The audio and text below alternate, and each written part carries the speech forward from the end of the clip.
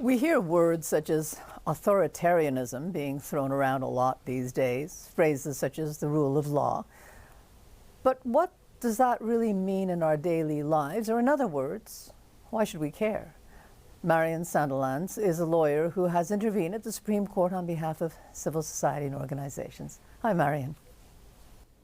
Hi, Mitsumi. So, let's talk about Donald Trump here. So we hear about what he's doing in the U.S., the tariffs, migrant crackdowns, airstrikes on suspected drug boats, changing electoral districts. I think, taken one at a time, they are of concern. But when they're all taken together, it's a very concerning trend, isn't it? Yes, it is. What we clearly see Donald Trump doing is he's a political leader who's acting as though he is above the law.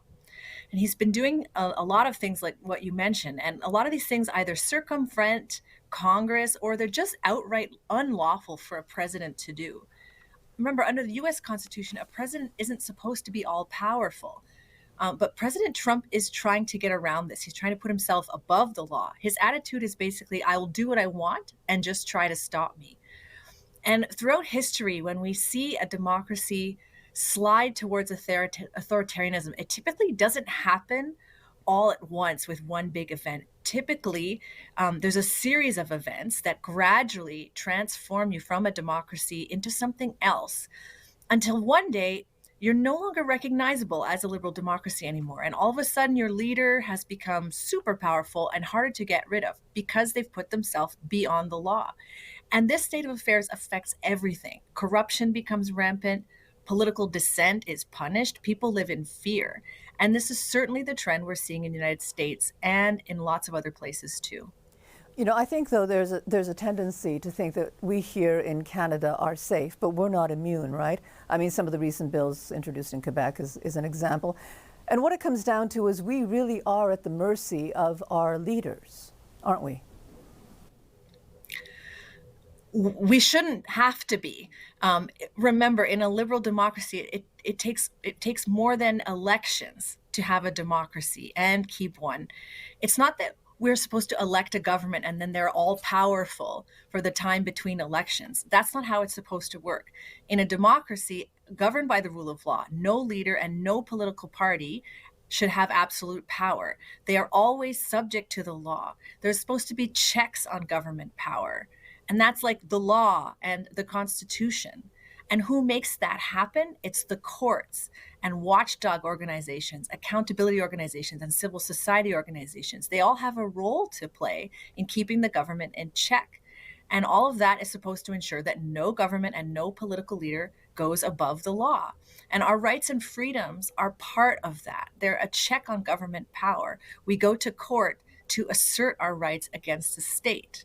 So yes, legislatures have the ability to enact bills, of course. But in Quebec, what we're seeing is a series of bills that systematically chip away at those checks on power, and including chipping away at not only our rights and freedoms, but our ability to assert our rights and freedoms. And this is what the Barreau du Québec has raised the alarm about last month. They said they are concerned about an erosion of the rule of law because of the removal of these checks on powers, or in French, les contre-pouvoirs. So we are seeing Quebec inching closer to a state of affairs where the government in power has more and more power and fewer checks on that power. And the thing, too, is that Western countries, traditionally led by the United States, the Western countries were considered the standard bearers, right, of freedom, rights, liberties. That is starting to break down. And the problem there is then it gives other countries license to do the same, right? Yes. And for a really long time, Canada has kind of rested in the arms of the United States, which was the world's most powerful democracy. And that's all changing now. And Canadian society and our politics are incredibly influenced by the United States. And let's face it, the United States is sliding in towards authoritarianism. And a lot of European countries are heading down that path too. It looks different in different contexts, but I think we're seeing these signs pretty much everywhere. And I think if we think Canada is immune, I think in French, this is what we call pensée magique, and it needs to stop. What's happening in Canada may look different from the US. It may look different in different parts of Canada, but it's still happening. And very quickly, Marion, because we're almost out of time, how concerned are you about this trend towards authoritarianism? How concerned should we all be? I would say extremely concerned. I think we all need to wake up and look at the signs around us. In Quebec, we've got the Barreau du Québec raising the alarm. In Alberta, we've got some signs of authoritarian creep and the legislature trying to circumvent the courts.